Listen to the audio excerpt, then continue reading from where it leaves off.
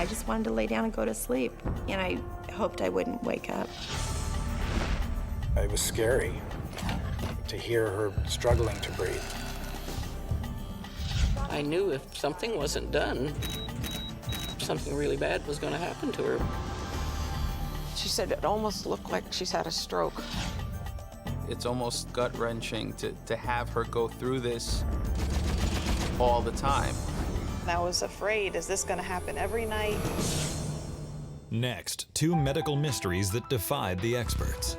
For months, Dara Handel lives with agonizing chest pains, extreme fatigue, and a debilitating cough. Worst of all, every breath feels like it could be her last. Her doctors aren't sure what is causing her severe symptoms, and Dara begins to fear that whatever she has may have deadly consequences. I had been fighting something for a long time, and I'd been fighting a losing battle. Then, a seemingly healthy 6-year-old Erin Walsh wakes up her parents night after night with a very bizarre and frightening symptom. And she has absolutely no memory of any of it. Every specialist they see is baffled, and none of them have any answers. I'm supposed to take care of her and make sure stuff like this doesn't happen. And there was nothing that I could do to prevent it. When illness strikes, we look to doctors to give us answers. But what if they can't? For these unlucky patients, diagnosis is a mystery.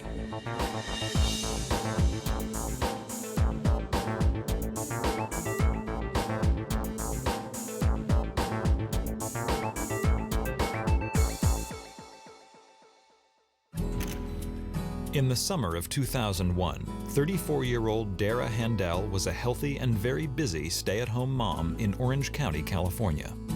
We would wake up in the morning and hit the ground running, and it just seemed like we never had any downtime. Dara was very active in the school projects. She was room mom all throughout our kids' schooling. It seemed as if the Handels were living a typical suburban life, until one day, when Dara receives a distressing phone call from her sister in Idaho.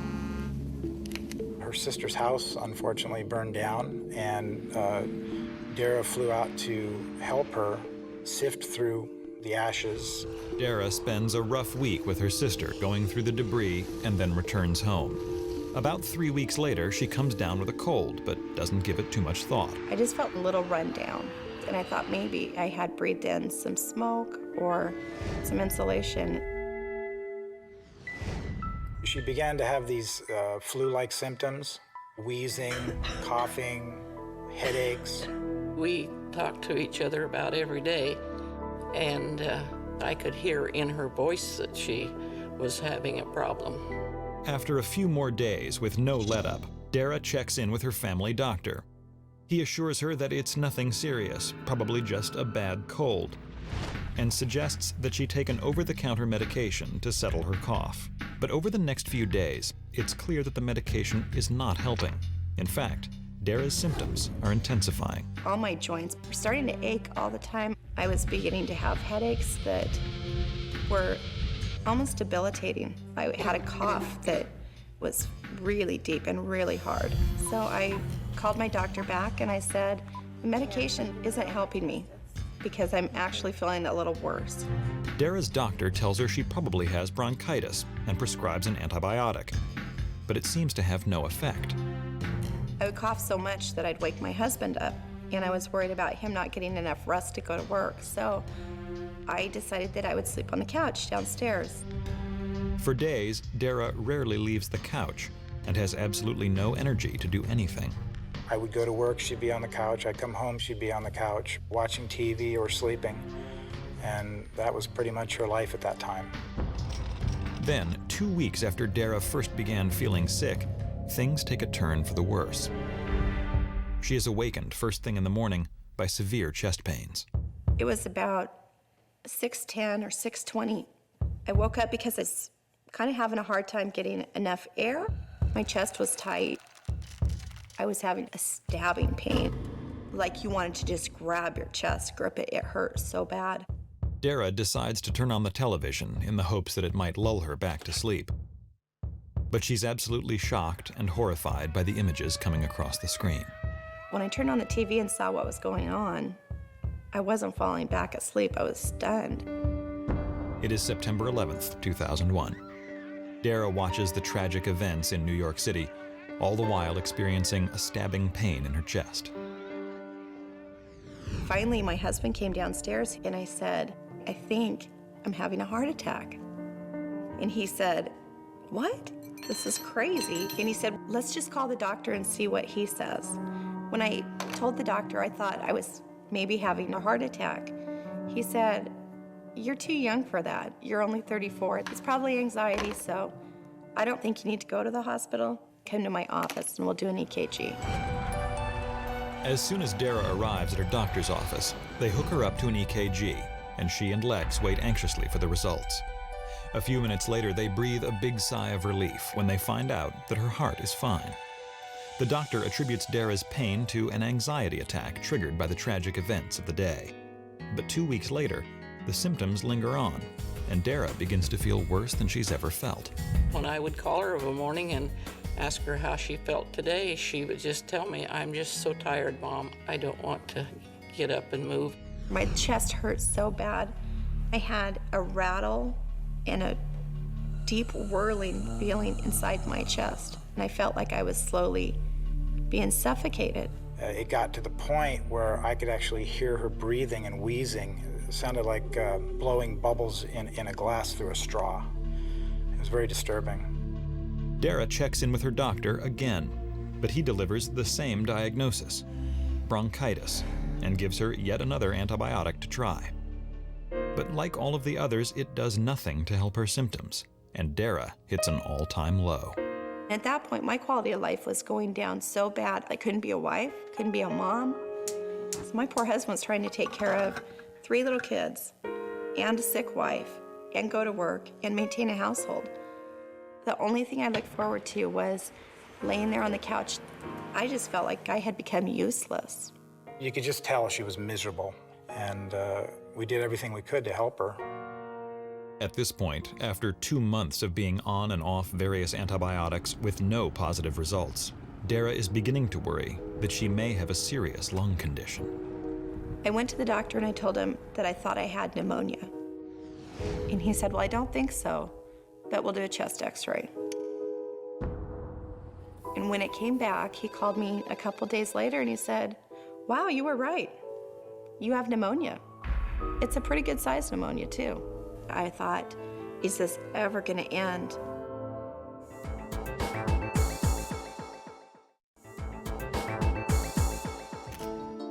For 3 months, 34-year-old Dara Handel has suffered from a variety of debilitating symptoms: shortness of breath, joint and chest pains, extreme fatigue, and a severe cough. She's been on and off various antibiotics with no relief, and finally her doctor has diagnosed her with pneumonia. My body was tired. I had been fighting something for a long time, and I'd been fighting a losing battle. Dara's doctor reassures her that a new antibiotic will get rid of her symptoms for good, so she begins taking another antibiotic. But yet again, Dara feels no relief and begins to lose faith that she'll ever get better. I was feeling horrible. My body hurt so bad. I just wanted to lay down and go to sleep. And I, at that point, hoped I wouldn't wake up. I knew if something wasn't done, something really bad was going to happen to her. Worried for her daughter's life, Virginia insists that Dara get a second opinion. My mom said, you're going to another doctor, and you're going now. At her mother's behest, Dara calls her insurance company and demands to see a lung specialist. I said, if you don't send me to a pulmonologist, I'm gonna die. The next day, she meets with Dr. Thomas Vauvin, a pulmonologist, who immediately realizes that there is something seriously wrong with Dara. She just looked sick. She was short of breath, and she was wheezing. It was concerning because it was localized wheezing, so that means there's something in the airway. Dr. Vauvin performs a thorough examination, and Dara walks him through everything she's experienced in the last 3 months, including the fact that she first started feeling sick right after being around smoldering debris from her sister's house fire. When he listened to my lungs, he said, You have some of the worst lungs I've ever heard. I just couldn't put it all together. I thought it was some kind of inhalation injury, a bad pneumonia, or some other inflammatory process. That's the reason why I thought it was necessary to hospitalize her. 2 hours later, she and Lex arrive at the hospital. Dara is admitted and set up in a room and meets Dr. Vauvan's colleague, Dr. Ali Tabatabai, an internist.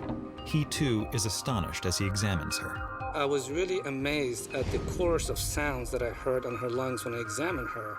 She had everything that you can think of, crackles, wheezes, and she had diminished breath sounds. Immediately, Dr. Tabatabai orders a battery of tests, including a CAT scan of Dara's chest. As scared as I was, I felt like, at last, they were going to find out what was wrong with me. Dara is also relieved to hear that they'll be able to give her something to ease the painful wheezing.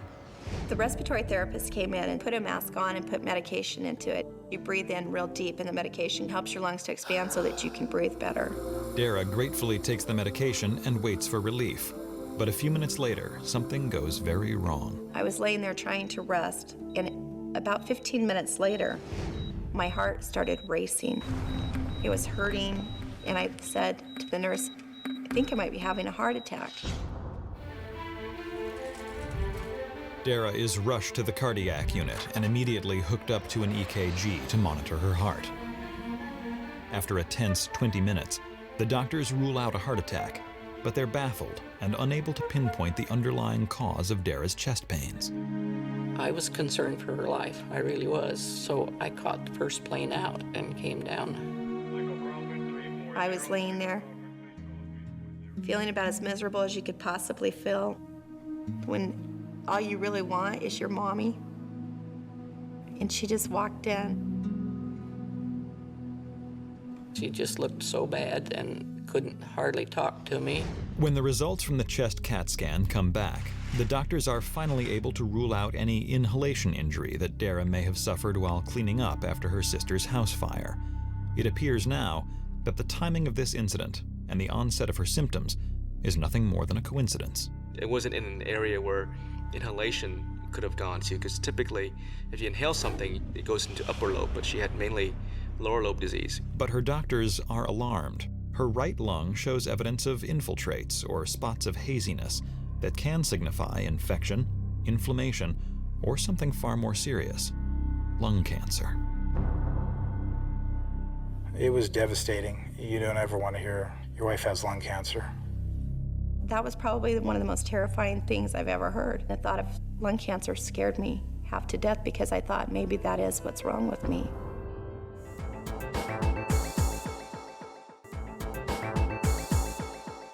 "34-year-old Dara Handel is in the hospital suffering from a mysterious lung condition.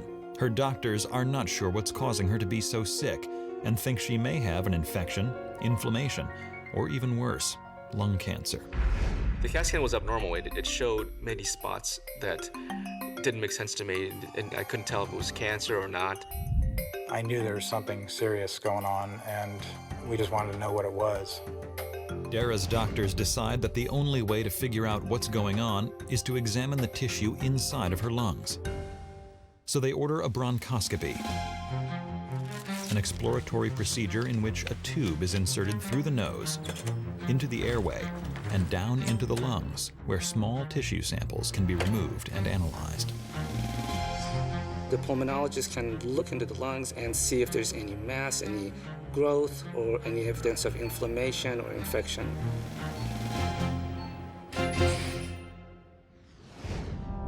Dara knows she needs the procedure right away, but it is the day before Christmas, and she can't bear to be in the hospital. I said, well, we can just bring all the presents and come up to the hospital and spend Christmas Eve here. And she said no, she just had a fit. Somewhere in the back of my mind, I knew I wouldn't be around if they couldn't take care of what was wrong with me. This would have been my last Christmas. I just wanted to be there with my kids, with my husband, with my mom. So just let me go home just for Christmas Day, please. Dr. Tabatabai agrees to discharge Dara, but only if she promises to return 2 days later for the bronchoscopy. She agrees, and a few hours later goes home to her family.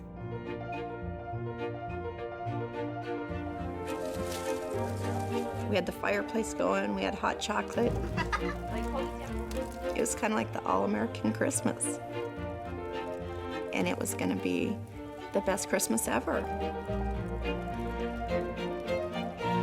The holiday is a welcome distraction, but on December 27th, Lex takes Dara back to the hospital to have the bronchoscopy. I was scared to death that when they put a tube down my throat, I was not gonna be able to breathe or that I was gonna choke.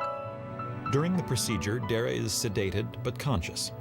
It lasts about 20 minutes, after which the tissue samples are immediately sent to the lab to be analyzed.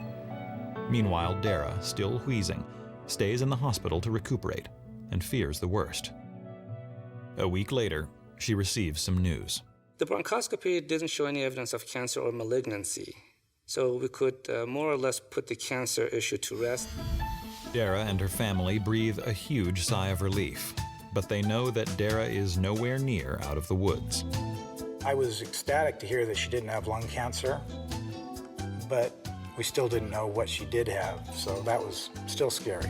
Dara stays in the hospital for a few more days while the lab continues to analyze the lung tissue samples. The family is praying the team will find some clue as to what's causing Dara's puzzling symptoms.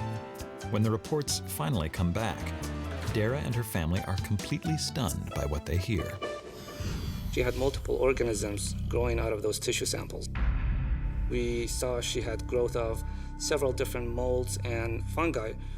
We saw Cladosporium, Aspergillus, Stachybotrys, and Candida. We knew at that point she had hypersensitivity pneumonitis. Hypersensitivity pneumonitis is a pulmonary condition that occurs when your lungs become severely inflamed as a result of inhaling foreign substances, such as dust, mold, and fungus. The disorder typically affects people who work or live in areas that are exposed to high levels of these organisms, like farms and industrial plants, and it is unknown exactly how many people suffer from this condition. Even though I felt like they finally had found out what was wrong with me, there was a problem. I didn't know how I had even come in contact with this.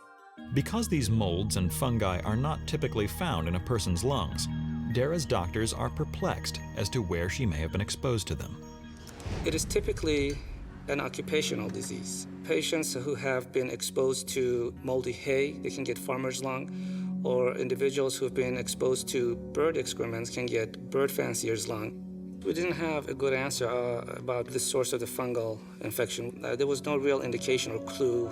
Despite the lingering mystery, Dara's doctors know time is of the essence. Their first priority is to focus on wiping out the toxic levels of mold and fungi. They prescribe high doses of antibiotics and an antifungal medication, then send Dara home to recuperate. I would start to do really good when I left the hospital, and I would think, oh, at long last, I'm gonna be better. But it's extraordinary. Although she initially feels better, a few days after being home, her symptoms return with a vengeance. It was hard to tell just what each day was going to bring. You just kept wondering, would it get better?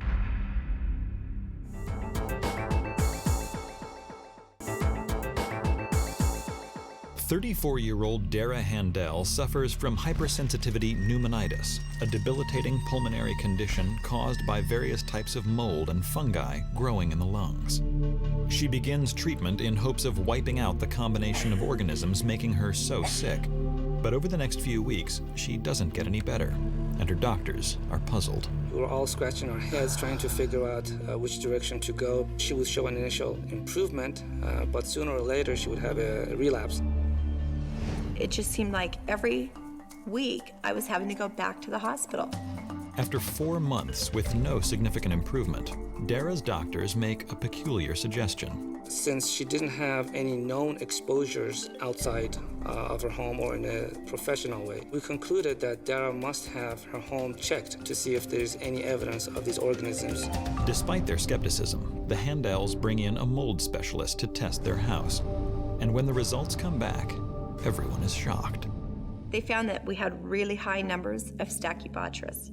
That's what most people call the toxic black mold. We also had Cladosporidium, we had Aspergillus. My lungs actually ended up matching our house samples, like exactly. The mold, it went up as far as you could see, and it was thick, looked like black hair. It was nasty looking. We didn't realize, but within a common wall, our neighbors had had a water break. There was a clean water line to their shower, and it had covered the back of our wall with water, and that allowed the Stachybotrys to grow, along with the other molds. And the area of the wall with the most mold covering it? The family room, on the other side of the couch where Dara has parked herself the entire time she was sick. If we would have never found out where the source of the mold was, there would have been no way to stop the exposure. The medications that they gave me did all that they could do.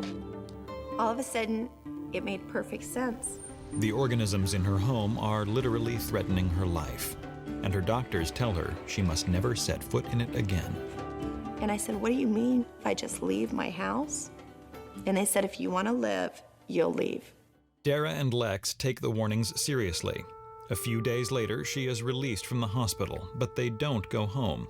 Instead, they purchase a motorhome for the family to live in. About 3 weeks later, Dara's condition begins to improve significantly. As soon as we left the house and left everything behind, I didn't get sick anymore. I started feeling better, but I could tell that we were finally on a road to recovery. Dara knows that discovering the mold and moving out may have saved her life. If somebody is exposed to an allergen that's causing hypersensitivity pneumonitis without being removed from the environment, chronic damage takes place in the lung, which causes fibrosis and thickening of the lung tissue. If this persisted, her illness could have been fatal. With such high levels of mold and fungi growing inside their home, it's puzzling to the Handels why no one else in the family got sick. Some individuals are just inherently more sensitive to various different agents, and she had a lot of exposure. Some patients, just because of their genetics, have an inability to fight off fungus. While it is a complicated diagnosis, Dara still wonders why her first doctor didn't take her case to the next level. One of the hardest things was in the beginning. I think the doctor thought I was crazy. He didn't believe me. I think he thought I was a hypochondriac. Her diagnosis was hard at first because she presented with what seemed to be a garden variety pneumonia. And at first, nobody really expected her to have fungal growth in her lungs because of lack of past history of exposure. Today, 5 years after being diagnosed, Dara's still adjusting to the long-term effects of severe lung problems. Because of the level of exposure, her lungs have been changed permanently, but it's not to the point where she would actually require oxygen. But she does require to use inhalers and medications occasionally to help her with her symptoms. She'll never be 100%, and she still has hypersensitivity pneumonitis, which she'll have for the rest of her life. You have to move forward. And that's what we had to do. At least we knew what had made me sick. I was going to be alive. I was going to have another Christmas with my kids. I was going to make it. While Dara Handel couldn't ignore the symptoms that left her nearly incapacitated, little Erin Walsh had no idea that she was suffering from a potentially fatal disorder until it was almost too late. In 2004, Erin Walsh was a playful and energetic kindergartner who lived with her parents and grandmother in New Jersey. Other than coming down with the usual childhood coughs and colds, she was a healthy and very normal kid. She was a very outgoing child, has always been outgoing. She was in Brownies and loved being in the Girl Scouts. She was, at the time, 5 going on 15, it seemed. But one November evening, around 9 o'clock, Erin's mom, Kim, tucks her daughter into bed like she usually does. Then, about an hour later, something very bizarre happens. I was in the next room over watching television, and I heard an odd noise, as if Erin was choking on a piece of food. So I ran in, and I saw her sitting up with her eyes closed, and her mouth was wide open, and then all of a sudden, she vomited. And I cleaned her up and changed her, and she went right back to sleep. The next morning, Kim asks Erin how she's feeling, but Erin seems to be totally fine and has no memory of throwing up the night before. I took her temperature, and she didn't have any normal signs of a virus. And she looked as if, she was back to normal. Kim trusts her instincts and decides Erin is well enough to go to school. She went through school fine, came home from school fine, was talkative, active, was hungry for supper, then went to bed approximately the same time as she usually did, and out of the blue, she got sick to her stomach again. It was almost like deja vu. I heard her make the gagging, choking sound again. I ran in, and then she vomited. She would be gagging, like as if she had something stuck in her throat. And I went right to her, and I said, "Are you all right?" And she never answered me. Linda has never seen Erin like this before. She appears to be in a deep sleep and completely unaffected by what's just happened. Linda and Kim quickly clean Erin up and tuck her back into bed. An hour later, to their surprise, Erin vomits a second time. Kim assumes Erin has simply caught a stomach bug from another kid at school, but decides to take her to the pediatrician the next morning to make sure. The doctor noticed that she had a postnasal drip and thought that possibly she had a sensitive gag reflex, and told us that we should put her on a over-the-counter medicine, some kind of decongestant. Postnasal drip is a common condition where a person has too much mucus stuck in the back of their nose and throat. This excess mucus may be causing Erin to gag and spit up. I figured once the postnasal drip had ended, then she would stop vomiting. Kim follows the doctor's orders, giving Erin the decongestant for the next few days, but it doesn't seem to be helping at all. In fact, Erin's nightly vomiting episodes haven't let up a bit.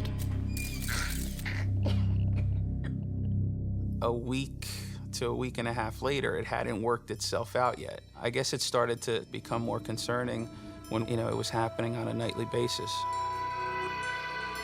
Despite throwing up twice a night for 10 days, Erin still has no recollection of these episodes and does not seem to suffer from any other symptoms. No weight loss, sore throat, or extreme fatigue. I just can't remember it because I'm asleep when it happens. I'm asleep, I sit up, I throw up, I go back to sleep and lay down. Disturbed by this unusual behavior, Kim takes Erin back to the pediatrician for a checkup, but the doctor simply repeats his diagnosis. Erin just has a bad case of postnasal drip. After yet another week passes by with no let-up, Kim begins to worry that Erin could have something more serious. I just didn't believe that it could be the postnasal drip anymore because she wasn't blowing her nose, she wasn't coughing up phlegm. Desperate, Kim takes Erin back to the pediatrician's office for a third time. A different doctor in the practice examines her and then suggests that the problem may be acid reflux, a common disorder that occurs when liquid in the stomach is regurgitated back up into the esophagus.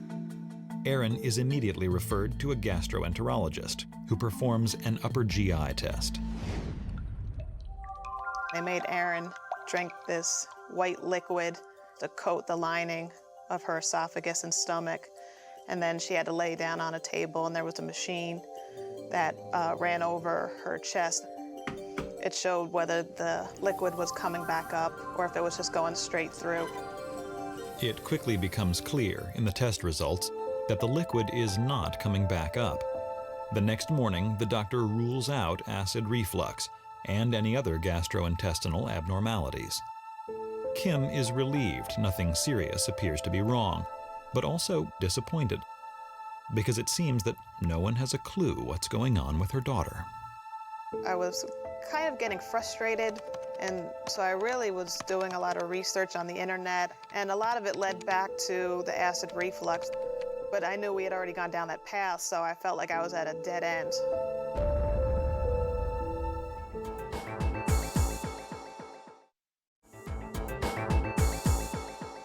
For the past month, 6-year-old Erin Walsh has vomited 2 times a night almost every day of the week. Her family is extremely concerned by this bizarre behavior. 1 minute she's asleep, and then all of a sudden you hear her making a gagging, choking noise, and then she would vomit right after and just lay right back down again after she was done. What's even stranger is that Erin appears to be in perfect health and is completely fine all day. And despite a multitude of trips to the doctor, no one can find anything wrong. The family quickly establishes a system for dealing with her nightly vomiting episodes. We didn't break the routine of reading a story to her. That remained the same. What did change was how we prepared her in the room. I would always prop up the pillows. I made sure that I always had a change of sheets or a change of towels or pajamas on hand, so that way if I did need to change her, it was all ready to go. The biggest concern was that she would fall back to sleep and choke. Week after week, Erin continues to throw up every night. The episodes, which last less than a few minutes, take a toll on Erin's family, but don't seem to be affecting Erin physically or emotionally. During the day, she was back to Erin. She was herself, eating breakfast, going to school, and as if it had never happened the night before. Erin's family is baffled by these bizarre nightly events that have been going on now for 6 weeks, and they're not sure where else to turn. You're going from this professional to that professional. You're doing what you're supposed to be doing, and nothing's happening. You're not getting any answers. No one's ever heard of this behavior. Frustrated with having no answers from the doctors, Kim takes matters into her own hands. She begins to suspect that maybe Erin is eating something that is causing her to vomit, so she adjusts Erin's diet to see if that does any good. During the day, I tried to make sure that she got her proteins and carbs and vegetables, but then by 4 o'clock, she had to eat this restricted diet. I made her eat foods that would break down easily in her system, like mashed potatoes or sweet potatoes, just in hopes that whatever she ate wouldn't come back up again. Kim's experiment with Erin's diet has very little effect, but she continues to search for other clues. I thought to myself, it's only happening at night. Why is it only happening at night? Is she allergic to something in the room? Thinking that this is a new direction, we went through the room, stripping the blankets off the bed, the mattress pad, vacuumed everything, washed the drapes, washed the windows, washed the blinds. Tried to, in some ways, make the room sterile. When Kim finally takes Erin to see an allergist, she is told that it's highly unlikely that allergies are the problem. However, the doctor does suggest something new, an anti-vomiting medicine, which Kim gives to Erin that evening. It works, and for the first time in weeks, Erin sleeps through the night. Well, it was a relief because I thought possibly the medicine was working, and I was so happy that finally she was having a vomit-free night. The next day, Kim is the most positive she's been for months and thinks perhaps the episodes have finally passed. When Erin takes the medicine again that evening, Kim is hopeful she will sleep through the night. But an hour after she goes to bed, Kim's hopes are dashed. It didn't work, and once again, we were back to square one. When Kim takes Erin back to the allergist to check in, he offers no further advice. Kim and her family are beginning to feel like they're running out of options. After 2 months, there's an escalated level of frustration. It's gut-wrenching to have her go through this all the time. But one evening, when they thought it couldn't get any worse, it does. She had her first episode an hour after she went to bed, which was normal. She had her second episode an hour to an hour and a half after she went to bed, which I expected too. And then about 2 hours later, she had her third episode, which was unexpected. And then an hour after that, she had her fourth episode. And I was afraid, is this gonna happen every night? Amazingly, the next morning, Erin is tired, but otherwise seems to be just fine. Kim, however, is frightened by this latest escalation and keeps Erin home from school to rest. I was worried about how long-term, how it was gonna affect her body. It was just a horrible feeling to watch her every single night getting sick, and there was nothing that I could do to prevent it. And I was angry also at myself because I felt I'm supposed to protect her and I'm supposed to take care of her and make sure stuff like this doesn't happen. Then, just a few days later, Kim witnesses the most terrifying episode yet. Kim came out of the bedroom and her face was ashen white. And she had such difficulty getting the words out. She was fighting back the tears and the fear. And she says, "Oh, Mom, she just had an episode." And her face sagged, and she was slurring her words. And she said it almost looked like she's had a stroke.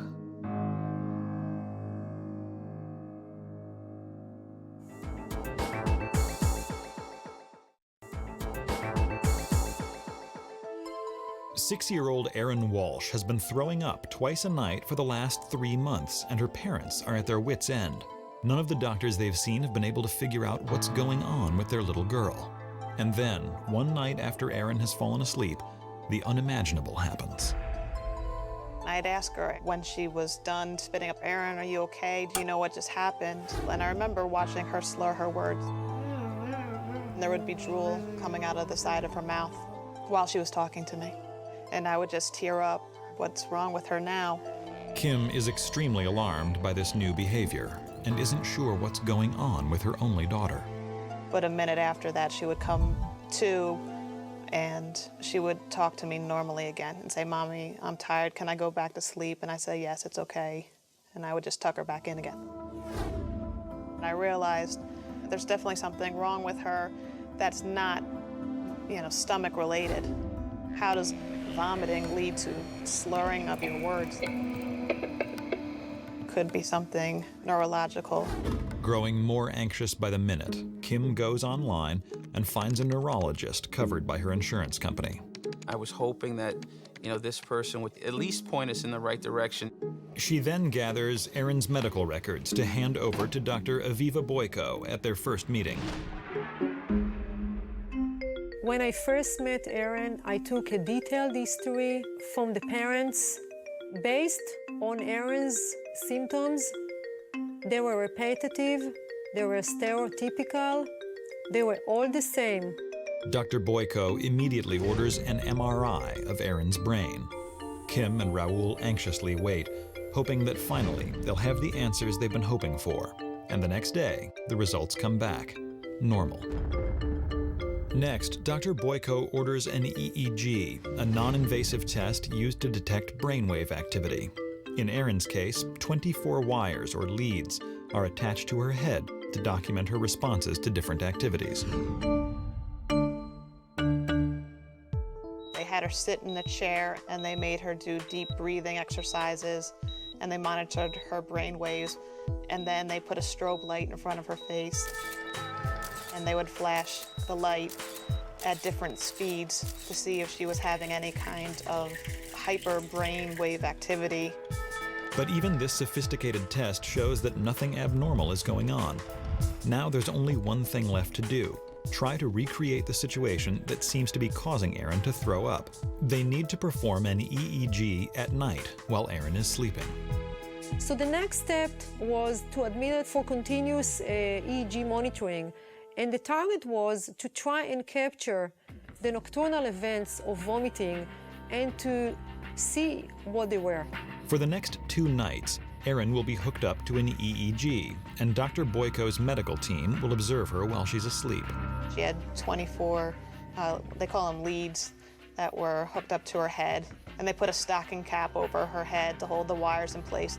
And there was a video monitor in the room that videotaped her 24/7. When I walked into the room and I saw Erin hooked up to all the wires, it was very scary. But you know that the purpose is to find out what's wrong. So inside you're thinking, please let somebody give us an answer here. 10 hours after being hooked up to the EEG, Erin begins to fall asleep while Kim stays close by in the room. Erin went to bed around 9. And approximately 10 o'clock, she had an episode. And the nurse helped me clean her up. And about an hour and a half later, Erin had her second episode. The next morning, Dr. Boyko reviews the EEG report and the video footage. Immediately, she notices a pattern in Erin's brainwave activity that is highly abnormal. And it's clear that this holds the answer to Erin's months of mysterious episodes. Based on the history and subsequently on the prolonged continuous EEG monitoring, my suspicions were confirmed. The vomiting events were seizures. Erin had epilepsy. Epilepsy is a neurological disorder characterized by more than one unprovoked seizure. These seizures occur when a person's brain signals temporarily go haywire, causing strange behavior, muscle twitching, and sometimes a loss of consciousness. They can originate in any part of the brain, and while the cause is often unknown, approximately 1.5 million Americans suffer from some form of epilepsy. When Erin is having a seizure, there is excessive firing of neurons in her brain. She has alteration of awareness. That's why she's not remembering the event.